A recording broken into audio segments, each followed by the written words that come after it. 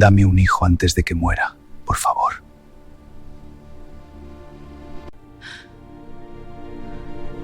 No fue el dinero lo que hizo que Elena bajara la mirada, fue la última frase, una sola línea escrita con pulso firme, como si quien la hubiera redactado no temiera a nada, ni siquiera a la muerte.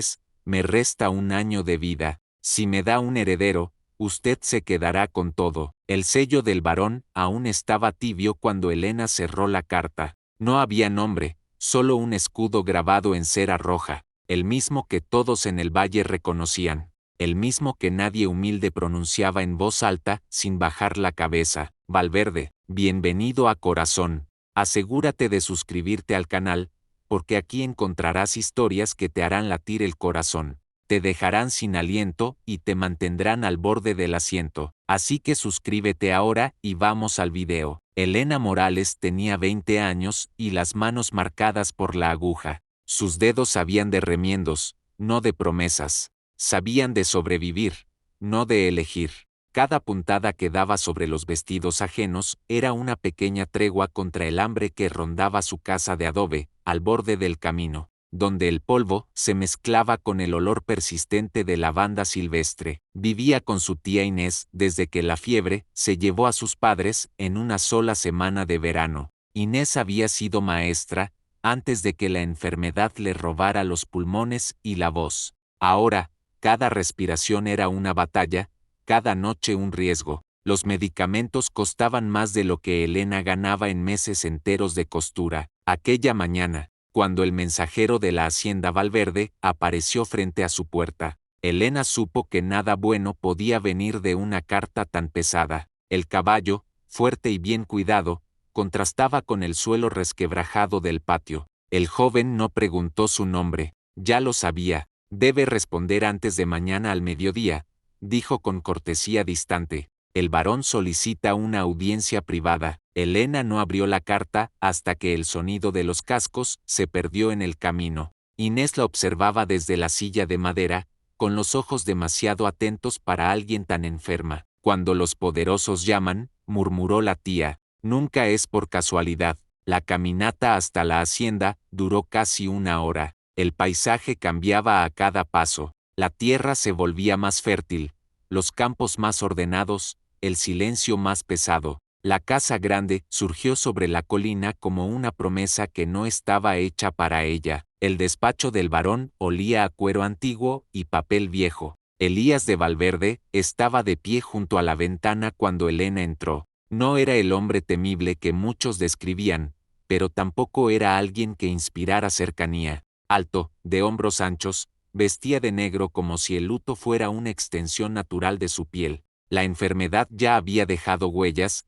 el tono amarillento en la piel, la fatiga escondida tras una postura rígida. Seré directo, dijo sin rodeos. Me queda, con suerte, un año de vida. Elena sintió que el aire se le detenía en el pecho, pero no habló. Había aprendido que, ante los poderosos, el silencio era una forma de defensa. No tengo hijos, continuó. Cuando muera, todo pasará a manos de mi primo Ramiro, un hombre endeudado, cruel, incapaz de sostener lo que esta tierra significa para quienes viven de ella. Hizo una pausa breve, no por duda, por precisión. Necesito un heredero, y necesito que nazca pronto. Las palabras no fueron dichas con violencia, pero tampoco con compasión.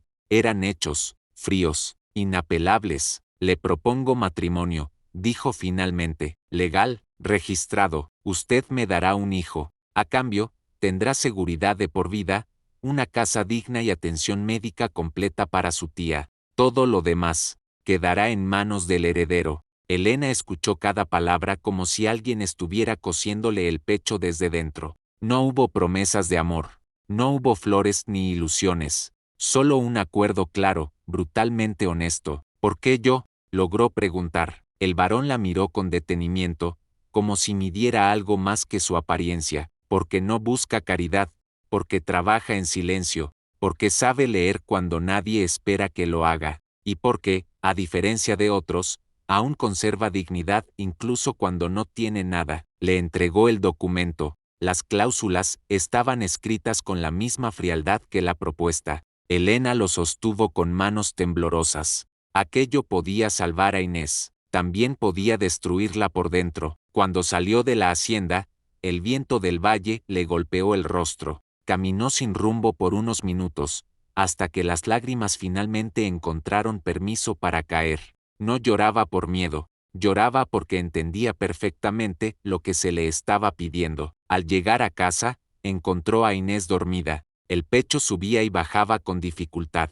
Al acomodarle la manta, el relicario que la tía llevaba siempre al cuello se deslizó hacia afuera. Estaba partido en dos. En el metal gastado, Elena reconoció el mismo escudo que había visto sellado en la carta. Su corazón dio un vuelco. Aún no sabía qué significaba. Aún no sabía que nada en aquella propuesta era tan simple como parecía. Y lo peor, aún no había decidido si aceptaría. Si esta propuesta ya te incomodó o despertó una pregunta que no te deja en paz, suscríbete ahora. Lo que Elena está a punto de decidir cambiará por completo todo lo que cree saber sobre esta historia. Elena no le contó nada a su tía esa primera noche. ¿Cómo explicar que un hombre al que jamás había tocado le ofrecía salvarle la vida, a cambio de su cuerpo y de su futuro? Durante 3 días siguió con sus rutinas como si nada hubiera ocurrido. Cosía vestidos ajenos, preparaba infusiones amargas,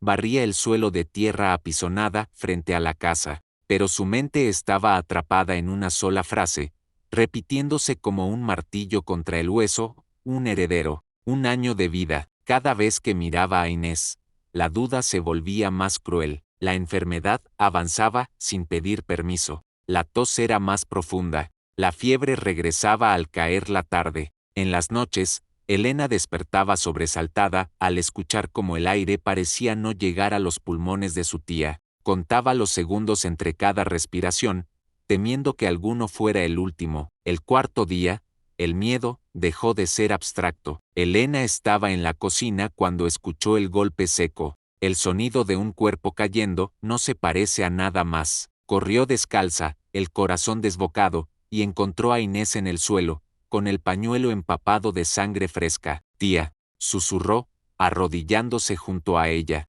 «No, no, mírame. Respira conmigo». Inés temblaba. Sus labios estaban pálidos, casi azulados. Sus dedos se aferraron a los de Elena con una fuerza desesperada, como si supiera que el tiempo se estaba acabando. Fue en ese instante, con la sangre manchándole las manos, con el terror real y presente, cuando Elena entendió algo que había tratado de negar. La dignidad no sirve de nada cuando la muerte está sentada al borde de la cama. Horas después, cuando la crisis pasó y su tía quedó dormida, exhausta, Elena salió al patio. La noche estaba limpia, cruelmente hermosa. Las estrellas brillaban como si el mundo no tuviera conciencia del sufrimiento humano. Recordó una frase que Inés le había dicho años atrás, cuando aún podía hablar sin ahogarse: hay decisiones donde no existe una opción buena. Solo existe la que te permite seguir viviendo. Elena volvió a entrar y sacó el documento del varón. Leyó cada cláusula con atención. No había engaño, no había promesas románticas disfrazadas. Solo términos claros, brutales, irrefutables: matrimonio legal, convivencia respetuosa, un hijo legítimo, protección vitalicia para ella y atención médica inmediata para Inés. Nada más, nada menos. Al amanecer, Elena se puso el vestido azul marino, el único que no estaba remendado. Se peinó con cuidado y besó la frente de su tía antes de salir. La hacienda Valverde la recibió en silencio. El varón Elías la esperaba en el mismo despacho. Esta vez estaba sentado, parecía más cansado, más frágil. Por primera vez, Elena lo vio no como una figura de poder, sino como un hombre que sabía exactamente cómo iba a morir. «He tomado una decisión», dijo ella sin rodeos. «Acepto su propuesta». Elías no sonrió, no celebró, solo cerró los ojos por un instante, como si hubiera estado conteniendo la respiración desde el día anterior. «Pero tengo condiciones». Él alzó la mirada, sorprendido. «Mi tía debe ser atendida hoy mismo, no después del matrimonio, hoy. Así será. Quiero que viva cerca de mí, en la propiedad, donde pueda verla todos los días». «Hecho». Elena dudó antes de decir la última condición. Era la más importante, no para su cuerpo, sino para su alma. Quiero acceso a su biblioteca, a todos sus libros. Quiero aprender, leer, entender este mundo que siempre me estuvo prohibido. Algo cambió en el rostro del varón. No fue condescendencia, fue respeto. La biblioteca es suya, respondió. El conocimiento no debería pertenecer solo a unos pocos. Se miraron en silencio, dos desconocidos, a punto de sellar un acuerdo que los marcaría para siempre. Cuando Elena se levantó para irse, Elías habló de nuevo, con una voz más baja. Sé que esto no es justo. Sé que nadie debería verse obligado a elegir así. Ella lo miró por última vez antes de salir. La justicia es un lujo, señor varón. La vida no. Caminó de regreso sin llorar. Las lágrimas ya no tenían espacio. Había tomado una decisión que no podía deshacer. En casa, Inés la observó con una lucidez inquietante. ¿Aceptaste?, dijo sin preguntar. Elena asintió. La tía llevó la mano al relicario roto, apretándolo contra el pecho. Hay cosas que no sabes, niña, murmuró, cosas que te alcanzarán aunque intentes huir. Elena no respondió. Aún no entendía esas palabras. Aún no sabía que su decisión no solo salvaría una vida, sino que despertaría un pasado que había sido enterrado a propósito. Detente un segundo, dime en los comentarios qué habrías hecho tú en su lugar. Porque cuando la vida de alguien que amas depende de una decisión, se celebró un jueves al amanecer, la moral deja de como ser si tan incluso clara. El calendario quisiera pasar por aquello sin hacer ruido. No hubo invitados curiosos, ni flores frescas, ni música. Solo la pequeña capilla de piedra del valle, las paredes blanqueadas por el tiempo y un silencio tan espeso que parecía observarlos. Elena entró vestida de azul oscuro, el mismo vestido que había usado para presentarse ante el varón días atrás. No había encaje nuevo, no había velo, no había ilusión. Elías de Valverde la esperaba frente al altar. Vestía de negro, siempre de negro. Su rostro mostraba con mayor claridad los estragos de la enfermedad, las ojeras profundas, la piel opaca, el cuerpo rígido, sosteniéndose más por voluntad que por fuerza. Aún así, cuando la vio acercarse, inclinó levemente la cabeza en señal de respeto. El sacerdote recitó las palabras de siempre, las mismas promesas que habían unido a cientos de parejas antes que ellos. Amor, fidelidad, compañía. Frases antiguas que, en ese contexto, sonaban casi crueles. ¿Acepta usted? Acepto, respondió Elías con voz firme. ¿Y usted? Elena tragó saliva. Acepto. No hubo beso. El gesto habría sido una mentira innecesaria. Firmaron los documentos en la sacristía. El sonido de la pluma sobre el papel selló algo más que un contrato. Selló una vida que ya no le pertenecía solo a ella. El carruaje que los llevó a la hacienda Valverde avanzó en silencio. Inés fue trasladada directamente a una pequeña casa cercana al jardín de hierbas medicinales. Allí la esperaba un médico de verdad, medicamentos caros y una cama limpia. Elena vio a su tía respirar sin dolor por primera vez en meses, y, aún así, el alivio no consiguió borrar el nudo que le apretaba el pecho. Sus nuevos aposentos estaban en el segundo piso de la casa grande, una habitación amplia, muebles oscuros, una cama con dosel blanco. Desde la ventana se veía todo el valle, extendiéndose como una promesa que no se sentía propia.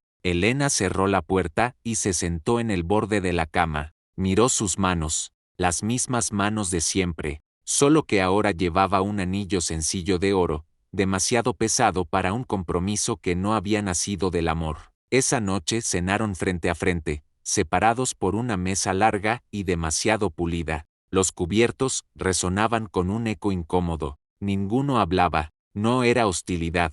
Era la conciencia plena de lo que ambos estaban haciendo. Más tarde, cuando la casa quedó en silencio, Elías llamó suavemente a la puerta del cuarto de Elena. ¿Puedo pasar?, preguntó. Ella asintió. Lo que ocurrió después no fue violento ni apresurado. Fue respetuoso, mecánico, dos cuerpos cumpliendo una cláusula que no dejaba espacio para ternura. Elena cerró los ojos y pensó en el jardín de su antigua casa, en el olor de la tierra húmeda después de la lluvia. Pensó en sobrevivir. Cuando todo terminó, Elías apoyó la frente en la de ella por un segundo. Solo un segundo. Lo siento, susurró. Luego salió, dejándola sola en la oscuridad. Los días siguientes fueron una sucesión de silencios nuevos. Elena aprendía los ritmos de la casa. Las criadas la observaban con respeto contenido. Nadie sabía exactamente qué era ella. No provenía de una familia noble, pero ahora era la señora Valverde. Visitaba a Inés todos los días.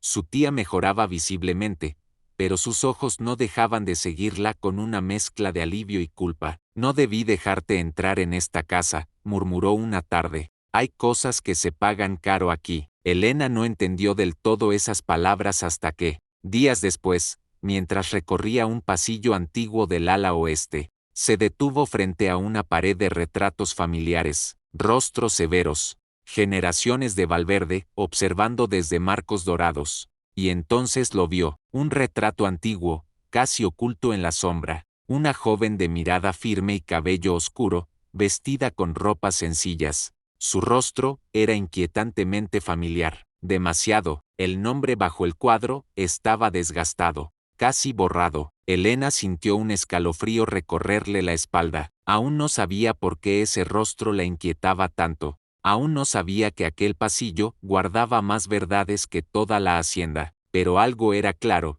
Aquel matrimonio no solo había unido dos destinos. Había despertado fantasmas que llevaban décadas esperando ser vistos. Muy pocos conocen lo que realmente ocurre después de una boda así. Suscríbete, porque aquí no mostramos solo el escándalo, sino los silencios, las dudas y los secretos que casi nadie se atreve a contar.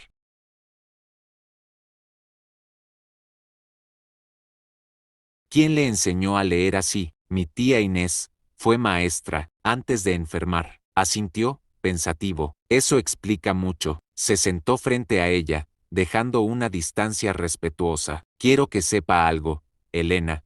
No la traje aquí solo para cumplir un acuerdo. Cuando yo ya no esté, necesitaré que alguien sepa entender estas tierras, los contratos, los números, las personas. El heredero será un niño. Usted será quien sostenga todo. Ella lo miró, incrédula. Yo solo he sido costurera, y yo solo he sido varón por herencia, respondió. Ninguno nació sabiendo. Desde esa tarde, algo cambió. Después de la cena, Elías comenzó a llamarla al despacho. Le enseñaba libros de contabilidad, mapas de cultivos, acuerdos antiguos. Elena aprendía rápido, hacía preguntas que nadie le había hecho antes. Preguntas incómodas, inteligentes. ¿Por qué este contrato favorece tanto a los proveedores? Porque siempre fue así. Entonces quizás siempre estuvo mal. Elías no se ofendía, sonreía, a veces cansado, a veces genuinamente impresionado. Tiene una mente peligrosa,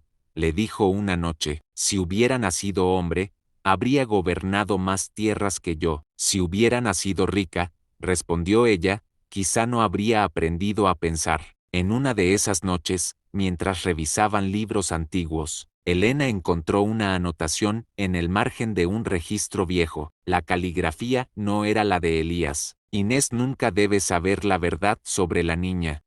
V. Elena sintió un frío repentino. ¿Quién es V? Preguntó. Elías cerró el libro con lentitud. Mi padre, Alonso Valverde. El silencio se volvió pesado. ¿Qué verdad? Insistió ella. Elías evitó su mirada. Hay historias que esta casa decidió enterrar hace décadas. Esa noche, cuando Elías fue a su habitación, no hubo urgencia, no hubo obligación, solo una mano que se apoyó en la suya, como buscando anclarse al mundo. No esperaba esto, dijo él en la oscuridad. No esperaba encontrar conversación donde solo había deber. Elena no respondió, pero no retiró la mano. Por primera vez desde el matrimonio, no se sintió sola, y sin saberlo aún, tampoco sabía que la biblioteca no solo le estaba enseñando a leer el mundo, le estaba acercando peligrosamente a una verdad que cambiaría su identidad para siempre. Si este momento te apretó el pecho, escribe, aquí estoy, en los comentarios. No todos entienden lo que significa ser visto tarde, pero esta comunidad sí. El cambio comenzó de forma casi imperceptible. Elena fue la primera en notarlo en su propio cuerpo, un cansancio extraño que no se iba ni con el descanso, mareos leves al levantarse, el rechazo súbito a alimentos que siempre había preparado sin pensar. Durante días, se dijo que era el estrés, el peso de una vida nueva que aún no terminaba de comprender. Pero el cuerpo no miente cuando algo está creciendo dentro. El médico llegó una tarde nublada, examinó a Elena con la discreción necesaria, mientras Inés y la gobernanta aguardaban fuera. Cuando finalmente levantó la vista, su expresión lo dijo todo antes incluso de hablar. «Está usted encinta, señora Valverde, 5 o 6 semanas, a lo sumo». Elena no respondió de inmediato, llevó la mano al vientre, a un plano, como si pudiera sentir algo, un calor sutil, un presentimiento. Aquello no era una cláusula, era vida. Pidió estar sola cuando se lo contara a Elías. La cena transcurrió como tantas otras, silenciosa, contenida. Las velas proyectaban sombras largas sobre la mesa. Elías comía poco. La enfermedad comenzaba a marcarlo con mayor crudeza. Sus manos temblaban ligeramente al sostener los cubiertos. «El médico vino hoy», dijo Elena al fin. Elías alzó la mirada, sus dedos se tensaron, y ella respiró hondo. «Estoy esperando un hijo». El sonido del tenedor, al caer sobre el plato, fue seco. Elías no habló, se levantó lentamente y, sin preocuparse por la etiqueta, rodeó la mesa, se arrodilló frente a ella y apoyó la frente contra su vientre. Lloró, no con descontrol, con gratitud, con alivio, como un hombre que ve abrirse una puerta cuando ya se creía encerrado para siempre. «Gracias», susurró, «gracias por esto». Elena sintió algo romperse dentro. No era miedo, era compasión, y algo más profundo que aún no se atrevía a nombrar. Desde ese día, Elías cambió, ordenó que ajustaran las cortinas para que la luz no la molestara, hizo traer almohadas nuevas. Supervisó personalmente que la comida fuera adecuada para ella, caminaba a su lado por los jardines, atento a cada paso, como si temiera que se desvaneciera si soltaba su brazo. «Este niño», dijo una tarde, mientras observaban los rosales antiguos, «no solo heredará tierras, heredará responsabilidades». Empezó entonces una enseñanza más intensa, le mostró mapas, registros antiguos, nombres de trabajadores clave. «Sebastián es leal, confía en él». La gobernanta parece severa, pero conoce cada secreto de esta casa. Estas personas sostienen la hacienda tanto como cualquier escritura. Elena escuchaba, aprendía, absorbía, sentía que dentro de ella crecían dos cosas al mismo tiempo, un hijo y una mujer nueva. Una noche, mientras revisaban documentos en el despacho, Elías se quedó mirando sus manos apoyadas sobre el papel. «Cuando hice esta propuesta», dijo, «solo pensaba en sobrevivir, en no dejar que todo se perdiera, pero esto». Levantó la vista. «Ya no es solo un acuerdo para mí». Elena no habló. El silencio era más seguro que cualquier palabra. «Usted me ve», continuó él, «no como varón, no como enfermo, me ve como hombre». Esa noche no hubo urgencia ni obligación, hubo cuidado, y, por primera vez, Elena no cerró los ojos para estar en otro lugar. Pero el tiempo no se detenía por nadie. Con el avance del embarazo, la enfermedad de Elías también se volvió más visible. La piel adquirió un tono amarillento, la fatiga lo vencía con facilidad.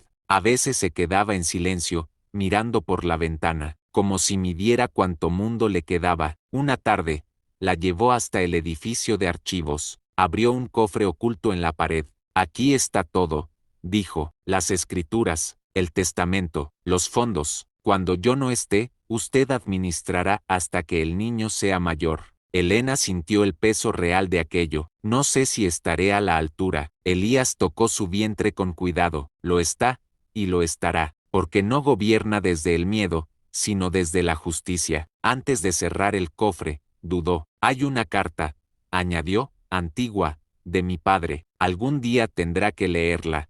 «No hoy». Elena no insistió. Algo en su voz le dijo que aquella verdad no era ligera. Esa noche, al acostarse, apoyó la mano sobre su vientre y sintió, por primera vez, un latido leve, no fuerte, no claro, pero inconfundible. El acuerdo había sido firmado con tinta, pero aquello estaba escrito en sangre y vida. Elena escuchaba, aprendía, absorbía, sentía que dentro de ella crecían dos cosas al mismo tiempo, un hijo y una mujer nueva. Una noche, mientras revisaban documentos en el despacho, Elías se quedó mirando sus manos apoyadas sobre el papel. Cuando hice esta propuesta, dijo, solo pensaba en sobrevivir, en no dejar que todo se perdiera, pero esto, levantó la vista, ya no es solo un acuerdo para mí. Elena no habló. El silencio era más seguro que cualquier palabra. Usted me ve, continuó él, no como varón, no como enfermo, me ve como hombre. Esa noche no hubo urgencia ni obligación, hubo cuidado, y, por primera vez, Elena no cerró los ojos para estar en otro lugar, pero el tiempo no se detenía por nadie. Con el avance del embarazo, la enfermedad de Elías también se volvió más visible. La piel adquirió un tono amarillento, la fatiga lo vencía con facilidad. A veces se quedaba en silencio, mirando por la ventana, como si midiera cuánto mundo le quedaba. Una tarde, la llevó hasta el edificio de archivos, abrió un cofre oculto en la pared. Aquí está todo, dijo, las escrituras, el testamento, los fondos. Cuando yo no esté, usted administrará hasta que el niño sea mayor. Elena sintió el peso real de aquello. No sé si estaré a la altura. Elías tocó su vientre con cuidado. Lo está, y lo estará, porque no gobierna desde el miedo, sino desde la justicia. Antes de cerrar el cofre, dudó. Hay una carta, añadió, antigua, de mi padre. Algún día tendrá que leerla. No hoy. Elena no insistió. Algo en su voz le dijo que aquella verdad no era ligera. Esa noche, al acostarse, apoyó la mano sobre su vientre y sintió, por primera vez, un latido leve, no fuerte, no claro, pero inconfundible. El acuerdo había sido firmado con tinta, pero aquello estaba escrito en sangre y vida. Nunca pensé que alguien leería para mí, dijo él una vez, con voz débil, menos aún alguien como usted.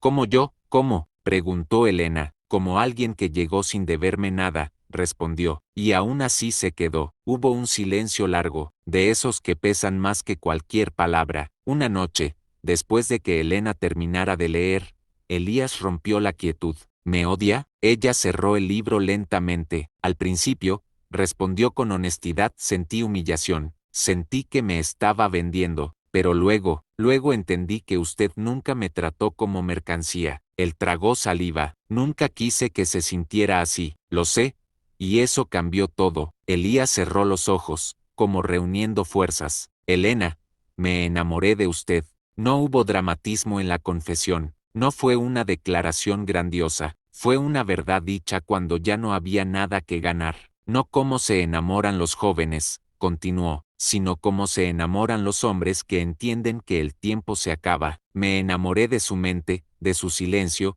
de su forma de mirar sin juzgar. Elena sintió que algo se le quebraba por dentro. No sé si lo que siento es amor, dijo, pero sé que me importa, sé que me duele imaginar esta casa sin usted.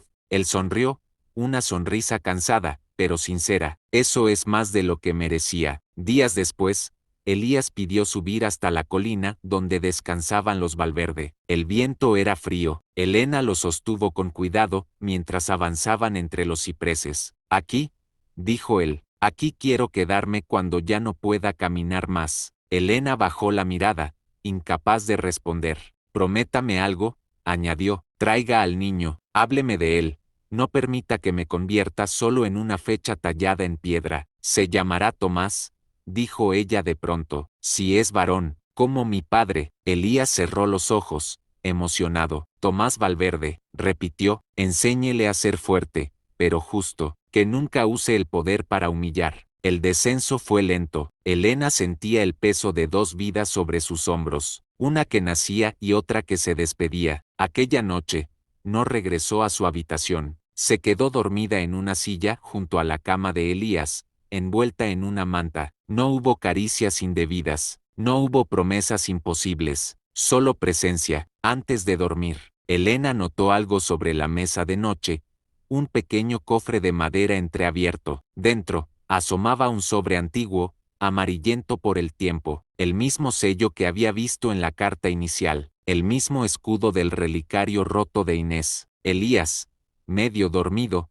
murmuró, aún no, todavía no. Elena cerró el cofre sin leer.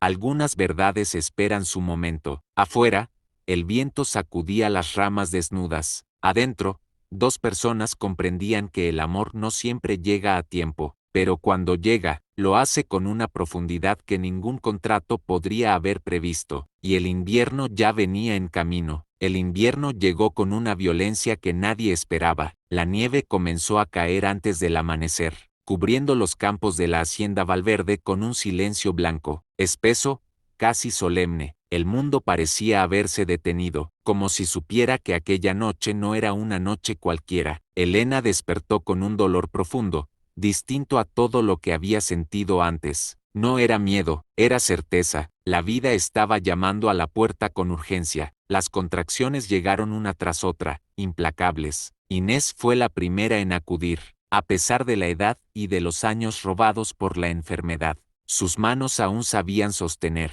Respira conmigo, le decía. Mira mis ojos, estás trayendo vida al mundo. Mientras tanto, en el ala opuesta de la casa, Elías luchaba su última batalla. El médico había aumentado la dosis de láudano. El dolor ya no se anunciaba, simplemente estaba allí. Elías entraba y salía de la conciencia, atrapado entre recuerdos y despedidas no dichas. A veces murmuraba nombres antiguos, otras, solo apretaba los labios, como si temiera que una palabra de más lo empujara definitivamente al otro lado. El parto se prolongó durante horas. Elena gritó, lloró, suplicó, y resistió. Cuando el amanecer empezó a teñir la nieve de tonos dorados, el llanto de un recién nacido llenó la habitación. Era fuerte, desafiante, vivo. Es un varón, anunció el médico, y viene con pulmones de hierro. Elena lo sostuvo entre sus brazos, temblando de agotamiento y asombro. Su piel era tibia, sus dedos se cerraban con fuerza, como si ya se negara a soltar el mundo. Tomás, susurró, hijo mío, no quiso descansar, no quiso esperar. Llévenme con él, pidió. Ahora, apenas podía caminar. Inés y la gobernanta la sostuvieron mientras avanzaba por los pasillos. Cada paso era una mezcla de dolor y determinación. Elena no iba hacia un hombre moribundo, iba hacia un padre que debía conocer a su hijo. El cuarto de Elías estaba en penumbra. La respiración era irregular, demasiado débil. Elías, susurró Elena, sentándose junto a la cama, despierta, nuestro hijo está aquí. Por un instante eterno, nada ocurrió. Luego, los ojos de Elías se abrieron lentamente, vidriosos, cansados, pero conscientes. Elena acercó al niño. Míralo, Tomás Valverde. Elías levantó la mano con un esfuerzo sobrehumano y tocó la mejilla del bebé. Sonrió. Una sonrisa mínima, dolorosa, pero real. Es fuerte, murmuró, como su madre. Tomás, inexplicablemente quieto, abrió los ojos. Miró el rostro de su padre como si entendiera la gravedad del momento, como si reconociera algo que no volvería a ver. Cuídalo, susurró Elías, enséñale a no temerle a la verdad. La mano cayó, la respiración se apagó, el médico bajó la mirada. Elena no gritó, no se derrumbó, solo sostuvo a su hijo con más fuerza, mientras las lágrimas caían en silencio. Había ganado la vida, y perdido al hombre que le había enseñado a verse a sí misma. El funeral fue sencillo, digno. El valle entero acompañó la despedida. Hombres y mujeres que habían trabajado bajo la justicia de Elías caminaron detrás del ataúd, dejando flores blancas sobre la nieve. Elena no asistió. Desde la ventana, con Tomás dormido en su pecho, vio cómo la procesión subía hacia la colina. Supo entonces que ya no era esposa, ni costurera, era viuda, y madre, y guardiana. Esa noche, abrió la carta que Elías había dejado para ella. Leyó sobre gratitud, sobre amor tardío, sobre el orgullo de haberla conocido, sobre la certeza de que ella sabría sostener todo lo que él ya no podía. Cuando terminó, apoyó la frente contra la cuna. Te prometo algo, hijo mío, susurró. No permitiré que tu padre muera del todo. Vivirá en cómo caminemos esta tierra, en cómo tratemos a las personas, en la verdad que un día tendrás que conocer. Afuera, la nieve seguía cayendo. Adentro, una mujer joven sostenía a un recién nacido, y aceptaba, por primera vez, el peso completo de su destino. El tiempo no pidió permiso, simplemente pasó. Los primeros años, sin Elías, fueron los más duros. Elena aprendió a dividir su vida entre los brazos que sostenían a Tomás y las decisiones que sostenían la hacienda Valverde. No fue fácil, hubo miradas de desconfianza, murmullos mal disimulados y hombres que dudaban de que una mujer tan joven pudiera dirigir algo que durante generaciones había pertenecido a otros. Ella nunca respondió con gritos, respondió con hechos, escuchó a los trabajadores, cumplió los acuerdos, invirtió en educación, en salud, en dignidad. Poco a poco, la hacienda no solo prosperó, se transformó en un lugar donde la gente quería quedarse. Tomás creció fuerte, observador, con una seriedad que no era tristeza, sino conciencia. Desde pequeño, acompañaba a su madre por los campos, hacía preguntas incómodas, escuchaba más de lo que hablaba. Tu padre amaba esta tierra, le decía Elena, no como posesión, sino como responsabilidad. A los 17 años, Tomás encontró los cuadernos. No los buscaba, simplemente los encontró. 16 volúmenes encuadernados a mano, llenos de la letra firme de su madre. Leyó despacio, página tras página, y descubrió una historia muy distinta a la que siempre había imaginado. La propuesta, el acuerdo, el miedo, el amor que llegó tarde. Esa noche, bajó al despacho con el corazón apretado. Madre, dijo, ¿por qué nunca me contaste todo? Elena lo miró largo rato. Supo que ya no podía protegerlo de la verdad, porque algunas verdades no se entienden hasta que uno está listo para cargarlas. Tomás no discutió, solo pidió saber más. Fue entonces cuando Elena abrió el cofre que había permanecido cerrado durante años. Dentro estaba la carta antigua y el relicario roto de Inés. La carta estaba firmada por Alonso Valverde. En ella, el antiguo varón confesaba un pecado que había condenado a una mujer al silencio. Inés había sido criada en la casa, amada en secreto, abandonada cuando quedó embarazada. Elena no había sido una costurera cualquiera que llegó por azar. Era sangre Valverde. El acuerdo de Elías nunca fue solo desesperación, también fue reparación,